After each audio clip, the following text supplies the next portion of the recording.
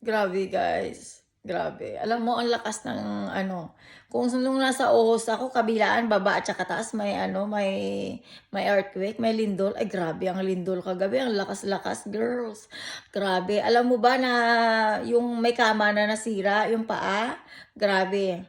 Ayun, dahil sa kailangan mo nang tanggalin lahat ng mga paa ng kama para tuloy ang kaligayahan. Ayun, hindi na masyadong ano, may ano man, may pabalik-balik man na to be continue na earthquake. Pero ano na lang guys, dahan-dahan na lang. Kasi yun nga, baka magasgas ang sahig. Kaya yun guys, ang earthquake kagabi, alam mo, yung abot dito sa kwarto ko guys, kasi yung ano ko, yung kama ko umayo, ay, alam mo yung ano, yung ganito namin, yung ganyan, ganyan doon sa ano ko, sa room ko.